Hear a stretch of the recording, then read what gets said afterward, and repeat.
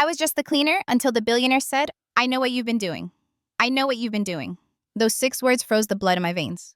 Gerard Lane, billionaire tech founder, the man who could fire an entire staff with a single phone call, was standing in his study looking directly at me. His voice wasn't loud, but it was sharp enough to cut through every defense I thought I had. For a second, I couldn't breathe. My mind scrambled. What exactly did he know? That I'd been moving books, leaving notes, pretending night after night that I was something more than the cleaner hired to dust his shelves. I wanted to deny it, but the way he looked at me, calm, unblinking, almost amused, made denial impossible. He knew. He had known for a long time. I sat there in his leather chair, hands twisted together, waiting for the verdict. And then I remembered how it had started. The Lane estate was a cathedral of wealth marble and silence echoing with power. But for me, it was always the library that mattered. Calling it a library almost felt insulting. It was 3 floors of chaos, 50,000 volumes scattered like someone had bought up entire bookstores and just dumped them on shelves. A cookbook jammed between Nietzsche and Descartes. Dickens' first editions scattered like confetti across the mezzanine. It made my English literature degree ache in my bones. I hadn't gone to school to be a cleaner. I'd gone to read, to write, to live inside stories. But publishing houses didn't want me, universities weren't hiring, and student loans didn't care that my resume was full of unpaid internships. Rent had to be paid. So when my roommate mentioned a cleaning job with decent pay, I swallowed my pride. Temporary, I told myself. Just until something better comes along. That was 18 months ago. Every night I dusted books I couldn't afford to own books I barely had time to read. It was torture in the sweetest and cruelest way. And then one night, I cracked. I slid Shakespeare back together on a single shelf. Then I grouped the poetry. Then bolder, I began nudging things into order. Morrison, after Baldwin, Orwell, near Huxley. And finally, I left a note. Just one. Scribbled on a scrap of cardstock I'd found in a drawer. If you liked To Kill a Mockingbird, try. Go Set a Watchman. Different, complicated, but worth seeing Scout grown up. A fellow reader. The book disappeared. So did the note. The next night, another book vanished. Another returned in a new place, as if someone were answering me in silence. That was when it started to feel like a conversation. And when you've been ignored by every gatekeeper in your field, even the hint of being heard feels intoxicating. But conversations have consequences. Because a few months later, I was sitting across from Gerard Lane himself, his gaze steady, his tone unreadable. I know what you've been doing, he repeated slower this time. And I realized this wasn't just about books anymore. It was about me, about whether I'd crossed a line I couldn't step back from. When people imagine working in a billionaire's estate, they think of glamour. Chandeliers, polished marble staff, and crisp uniforms gliding through silent hallways. And yes, all of that existed in the Lane estate. But what no one tells you is how suffocating silence can be when you're on the wrong side of it. I was 24 when I first walked through those massive oak doors. My cleaning company had been contracted for the night shift. Good pay, flexible hours, no experience required. My parents had raised me to believe in steady work, even if it wasn't glamorous. But I had also been raised on books. A degree in English literature hung in my tiny apartment framed in dollar store wood, mocking me every time I left for my shift. I had dreamed of teaching publishing editing. Instead, I carried a caddy of cleaning supplies into a mansion where I wasn't allowed to touch anything except to polish it. The library was my territory. And calling it a library almost felt dishonest. It was an empire of paper. 3 stories high, walls lined with rolling ladders, spiral staircases curling like ribbons, and windows tall enough to swallow the moonlight whole. The first time I saw it, my knees nearly buckled. I've been around libraries my whole life, but nothing like this. Over 50,000 books, they said. First editions tucked into corners. Rare manuscripts shoved carelessly beside paperbacks. A collector's dream and a literature major's torment. It wasn't a library. It was chaos. Cookbooks wedged between philosophy texts. A romance novel lying on top of Newton's Principia. Dickens scattered in 3 different wings, as if someone had thrown him across the shelves in a fit of boredom. The disorder made my chest ache. These books deserve better. At first, I tried to ignore it. I was there to dust, not to curate. That's what I told myself. But every night as I swept and polished, my hands itched. Until one evening, I broke my own rule. I started small, just gathering all the Shakespeare plays into one section. Nobody would notice, right? Then poetry tucked together where it belonged.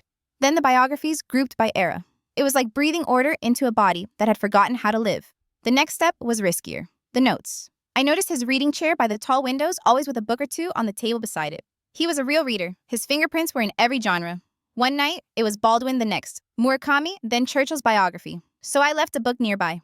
Harper Lee's Go Set a Watchman, paired with his worn copy of To Kill a Mockingbird. I scribbled a note on an old library card. If you loved Scout as a child, meet her as an adult. She'll break your heart in new ways, a fellow reader. I signed it that way, a fellow reader.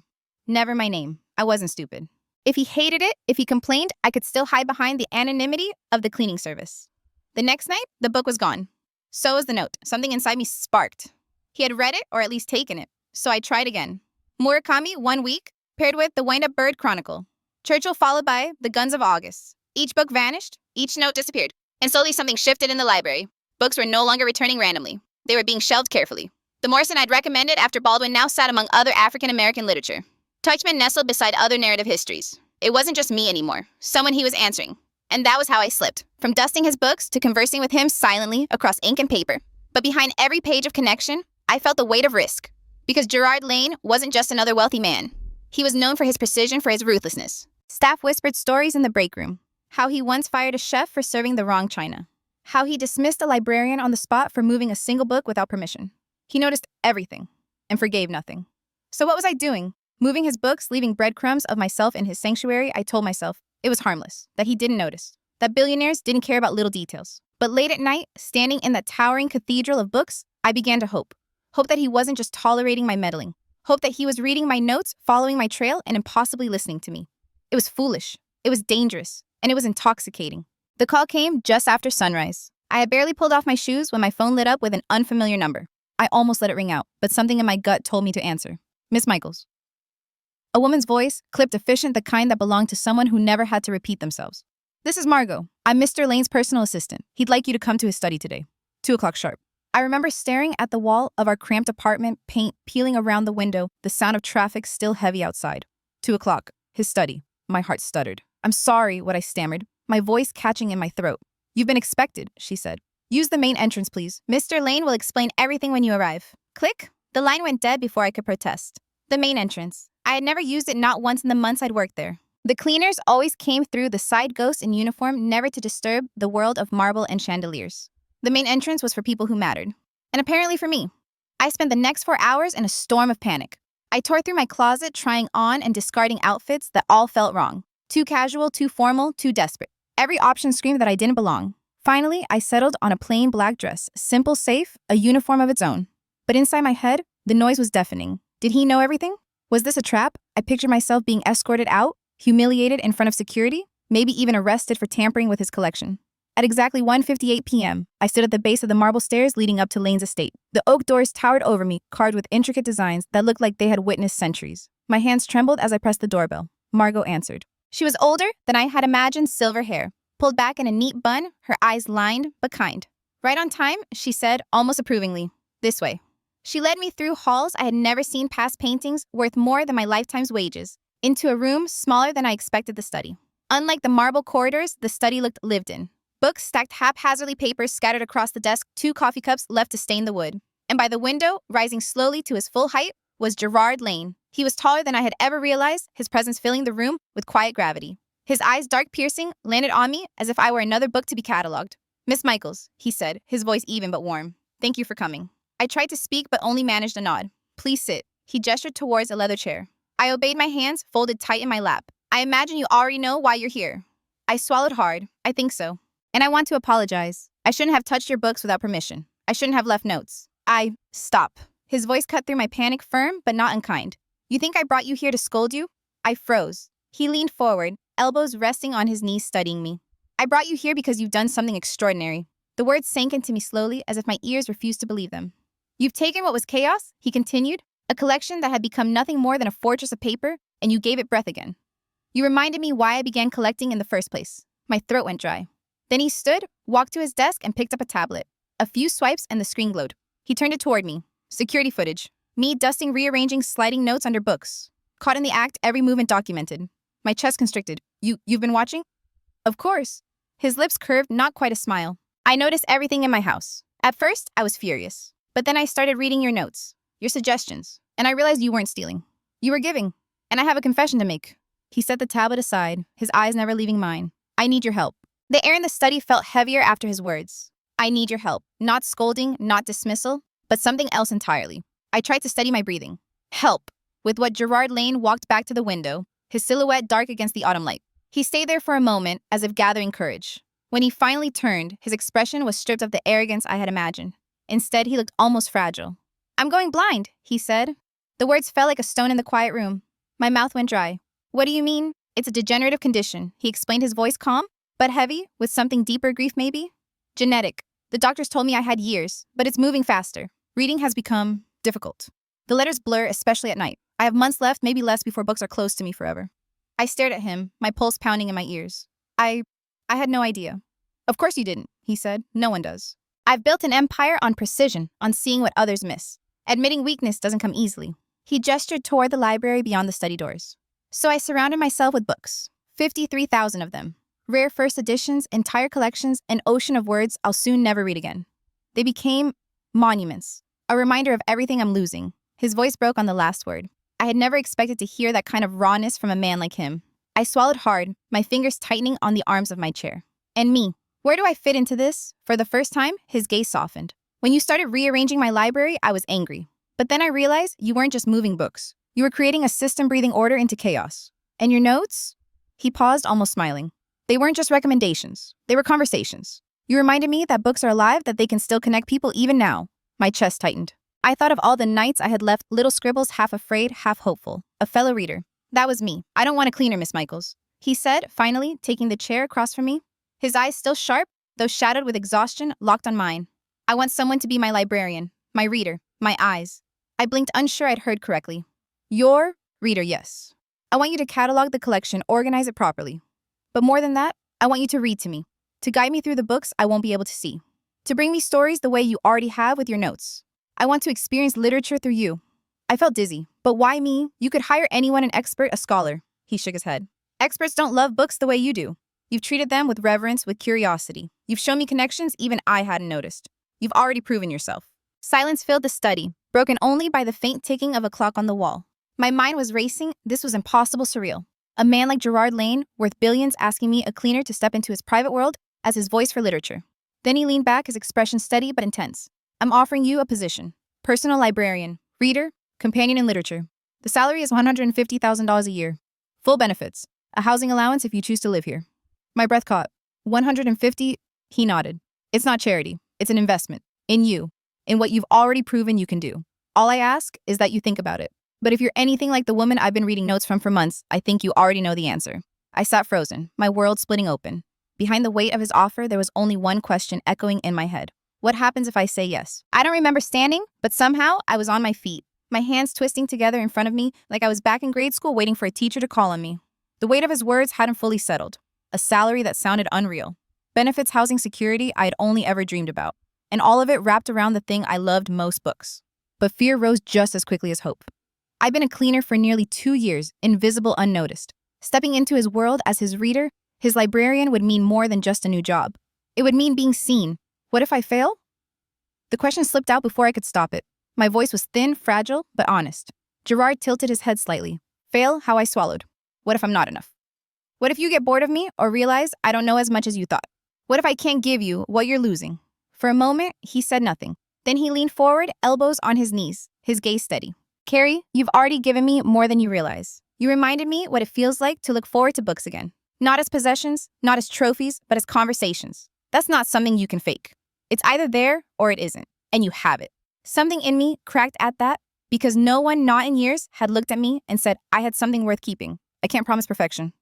I admitted, my throat tight. I don't have the degrees. I don't have the experience. You have passion, he cut in. You have instincts, and you have a way of making literature feel alive again. That's all I need. I sat back down because my knees suddenly felt like water. My mind spun through possibilities, what 150,000 could mean. Paying off loans, breathing without dread every first of the month. Maybe even a future where I wasn't clawing just to survive. But beyond the money, there was something else. The image of myself in that library, surrounded not by dust and silence, but by purpose. By words spoken aloud, shared alive. I looked at him, really looked. This man who built an empire, who lived in a palace of marble and oak, was asking me, a cleaner, for help. Not out of pity, but out of trust, out of need. I exhaled slowly. Yes, I whispered, surprising myself with the certainty in it. I'll do it. For the first time, Gerard smiled fully. It wasn't the practiced smirk of a billionaire. It was something softer, almost grateful. Good, he said. Then let's begin. The first day I walked into the library as Carrie Michaels' personal librarian. It felt like stepping into a dream I hadn't dared put into words. Gone were the quiet nights of dusting and sneaking books into order. Now the space belonged to me, at least to the part of me that had always longed to be surrounded by words and stories, not just as a bystander, but as their keeper. A team of catalogers had already arrived, hired at Gerard's request. They were professionals, people with degrees in information science, people who probably thought they belonged here more than I did. But when they looked to me for direction, waiting for me to tell them where to start, I realized something. I wasn't just part of this project. I was leading it. Poetry first, I heard myself say, surprising even me. It's scattered everywhere. We'll build the shelves around it. Poetry should always have a spine. They nodded, and just like that, we began. For the first week, the work was chaotic. Boxes of books stacked taller than me, index cards scattered like confetti, the endless hum of laptops and scanners. But buried in the chaos was something I had never known before: authority. People listened when I spoke. They followed my system. And when Gerard stopped by in the evenings, his questions weren't about logistics or progress reports. They were about the books themselves. "What did you choose today?" he asked one night, his hand resting on the back of the leather chair by the window. "Yates," I said, smiling. I thought we should start with voices that believed words could change worlds. His mouth curved into something that wasn't quite a smile, but close, then read me one. That became our pattern. Afternoons blurred into evenings, the cataloging team leaving, and then it was just the two of us. Me with a book in hand, him listening with an attentiveness I hadn't known was possible. When I read dialogue, his lips would twitch at my voices. When I lingered on a passage, he'd ask me to repeat it like music worth hearing again. "You have a gift," he said once, after I read a passage from Beloved. "You hear the rhythm in the words that most people rush past." I flushed because no one had ever said that before. Not professors, not friends, not even my family. And yet here he was, the man who had fired chefs for the wrong plates, telling me I had something rare. Living this new life felt like stepping into another skin. In the mornings, I still rode the bus across town, clutching my bag like the cleaner I had once been. But in the afternoons, as I sat across from Gerard in that magnificent library reading aloud, while sunlight slanted across the spines, I felt like someone else entirely, someone I had always wanted to be. Still, the fear never left completely. Late at night in the little cottage he insisted I move into, I'd lie awake and wonder why me? Why trust me with this? What happens when the novelty wears off? And yet every time I stepped back into that library, the answer was in his face. The quiet relief when the words came alive, the way his shoulders loosened as I read the spark in his eyes when we debated a book's meaning. It wasn't just a job anymore. It was something neither of us had planned for a bond built one page at a time. It started subtly, almost innocently. At first, Gerard's interruptions during our reading sessions were simple observations about the text. A thought on a metaphor, a memory stirred by a passage. But as the days passed, his reflections became more personal, like the books were prying open a vault he had kept sealed for years. One evening, as I closed The Shadow of the Wind, he didn't comment on the characters or the writing. Instead, he leaned back, his fingers steepled, and said quietly, "Do you know what it's like to build an empire and realize no one around you actually cares about what you love?" I froze the book heavy in my lap. I know what it's like to feel invisible in a world you've worked hard to be part of. His eyes flickered to me, sharper than usual, but softer too. "That's exactly it. You see me, Carrie. Not the CEO, not the billionaire, not the man who makes impossible demands. You see me through the words." I didn't know how to respond, so I said nothing. Instead, I opened the book again, letting the silence stretch between us. But my pulse betrayed me, hammering in my throat. From then on, the confessions came more easily. While I read, he would interrupt to share memories, his mother reading him, The Hobbit when he was 6. The loneliness of hotel rooms during his early tech career, the nights he spent staring at the ceiling, wondering if success was just another kind of prison. And I found myself sharing too. Stories about my grandmother's library, the way my parents never understood why I studied literature, the humiliations of rejection letters that piled up until I stopped applying altogether. Sometimes he would close his eyes and just listen not to the book, but to me. "Your voice is steadying," he admitted once. "It makes even the dark stories feel survivable."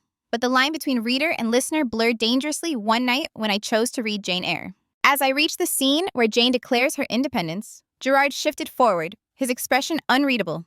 "Do you believe," that he asked suddenly, "that love can exist without ownership, that someone can truly see you as an equal?" The question wasn't about Bronte. It was about him, about us. I swallowed hard, my throat dry. "I want to believe it," I said softly, "because the alternative is unbearable." The silence that followed was thick, electric, as though the very air in the library understood something had changed. From that night, every word, every glance, every pause carried weight. The library wasn't just a workplace anymore. It was a confessional, a sanctuary, and dangerously a place where two lonely souls were beginning to orbit each other too closely. The cottage felt smaller these days, like it couldn't contain the weight of my thoughts. Every evening, I walked through the gardens to the library, my heart pounding in rhythm with each step. I told myself it was the books, the work, the responsibility. But I knew better. It was him. Gerard had a way of pulling me in without even trying. He'd tilt his head when I read a passage as though the words mattered more because they came from my mouth. Sometimes, when I turned a page, his gaze would linger not on the book, but on me. One night, after I finished reading Beloved, the room was quiet for too long. I looked up and found his eyes on me, soft but burning. "Carrie," he said my name, rolling off his tongue in a way that made my chest tighten.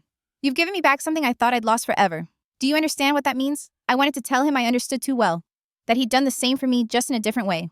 But instead, I deflected. "I'm just doing my job." His lips curved, but it wasn't a smile. "No, you're doing far more than that." I couldn't sleep that night. I replayed the words, the tone, the intensity in his eyes. Lines blurred in my head. Was I still his employee, or had we crossed into something neither of us could name? The next week, he asked me to join him for dinner. Not in the cold, cavernous dining hall, but in his study where the clutter of papers and the warmth of half-drunk coffee cups made him feel human.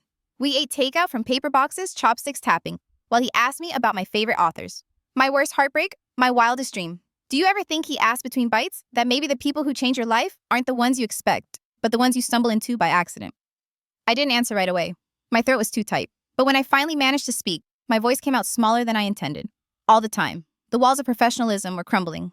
And the truth was, I wasn't sure I wanted to rebuild them. It started with whispers. The staff had always kept their distance moving, like ghosts through the estate. But lately, I noticed glances exchanged in the hallways. Conversations that hushed when I walked into the kitchen for tea. Once I caught Margot's eyes on me, curious but not judgmental, like she already knew what I refused to admit. One evening, as I was gathering my notes in the library, Gerard walked in earlier than usual. He wasn't wearing the polished suit I was used to. Instead, he had on a simple sweater, the kind that made him look less like a billionaire and more like a man who just wanted someone to sit beside him. "Carrie," he said, closing the door behind him. "We can't keep pretending this is only about books." The words froze me where I stood. My throat went dry. "I don't know what you mean." He stepped closer, not intimidating, just steady. "Yes, you do? I feel it every time you read to me. Every pause, every inflection, every time your voice catches on a passage that moves you. This isn't just work for you. And it hasn't been just work for me for a long time. I wanted to deny it to protect the fragile world we'd built, but something in me broke open. It scares me, I admitted. I don't know where the line is anymore. Between duty and desire, between what's right and what's everything else." For a long moment, the library was silent except for the faint ticking of the clock above the mantel. Then Gerard said softly, "The line doesn't matter if we both know which side we're already on." His hand brushed against mine, light tentative, like he was giving me one last chance to pull away. I didn't. Later that night, lying awake in the cottage, I replayed every word, every look, every touch. This wasn't just about literature anymore. It was about us. But the risk of crossing that line wasn't just professional. It was personal. Because once we admitted what this was, there would be no turning back. I told myself I wouldn't say it. That if I just stayed quiet, if I kept everything inside, maybe it would fade. But it didn't. It only grew louder, echoing in the silences between sentences, pulsing through the pauses when I turned the page. It happened on a rainy night, the kind where the world feels smaller, contained in the rhythm of water against glass. I had just finished reading aloud from Jane Eyre, the moment when Jane admits she is not an automaton, when she demands to be treated as equal. My voice shook as I read it, because I wasn't just reading Charlotte Bronte's words. I was speaking my own. When I closed the book, the room felt charged. Gerard leaned back, his eyes closed, listening to the echo of my voice. Then he whispered, "Carrie, what are you not telling me?" My breath caught. I could have lied, deflected pretended exhaustion. But the words came out anyway, trembling and raw. That I care about you. Not just as your librarian, not just as your reader. I care about you in a way I shouldn't. His eyes opened dark and searching. For a long moment, he said nothing. The silence was unbearable. My mind raced. What if I'd ruined everything? What if tomorrow I'd be packing boxes cast out of the only place where I'd felt seen in years? Then finally, he spoke. "Do you know how many nights I've wanted to hear you say that?" His voice was rough, unsteady. "Do you know how long I've sat here wondering if it was just me?" Relief flooded me so quickly it felt like dizziness. But with it came fear. "Gerard, if anyone finds out, I don't care." He leaned forward, every word heavy with conviction. "For the first time in years, I feel alive. I'm not going to let fear dictate this." I should have resisted. I should have reminded him of consequences of lines we weren't supposed to cross. But instead, I whispered the truth. Neither will I. The storm outside raged thunder, rolling like applause for our reckless honesty. And in that moment, for better or worse, we stopped being employer. An employee stopped being just a reader and a listener. We became something more, something dangerous, something undeniable. For a while, it was enough to live in the quiet bubble we had created. Books by day, conversations by night, stolen moments in between. The library had always felt sacred, but now it pulsed with a new kind of energy, intimate, fragile, intoxicating. But bubbles always burst. It started with whispers. A housekeeper paused mid-dusting when she caught me smiling too long at Gerard. Margot, his assistant, began asking me odd probing questions about my hours, about whether I stayed later than scheduled. Once I walked into the kitchen to find two gardeners lowering their voices, their eyes snapping away guiltily. The Lane estate had its own gravity, and rumors traveled faster than light. I could feel them orbiting around me, speculation, suspicion, judgment. At first, Gerard dismissed my worries. "Let them talk," he said, his tone firm. "It's none of their business." But I knew better. In houses like his, where wealth and legacy carried more weight than happiness, appearances were everything. The tension only deepened when Gerard's lawyer visited. I'd overheard snippets from the hallway phrases like inheritance complications and public perception. My stomach twisted. I wasn't just a librarian anymore. I was a liability. One evening, Margot cornered me in the study. Her expression was kind, but her words were sharp. "You're young, Carrie. Don't let this destroy you. Men like Gerard Lane, they live in a different world. You think he'll protect you when the board, the investors, the vultures start circling. Don't be naive." Her warning sat heavy on my chest. At night, when Gerard fell asleep with Dickens curled at his feet, I stared at the ceiling of the cottage, wondering if I was just another story destined to be shelved and forgotten. But then, I'd remember the way his voice trembled when he said he needed me, how his hand lingered on mine when I closed the book, the rare moments when his guarded expression softened. That wasn't performance. That was real. Still, the walls were closing in. The estate no longer felt like sanctuary. It felt like a stage. Every glance, every laugh, every pause in conversation was being watched, dissected, judged. And I couldn't shake the fear that one day soon, someone would decide our story had no place in the Lane legacy. Thanks for watching. Your support helps more story lovers find these narrations. See you in the next one.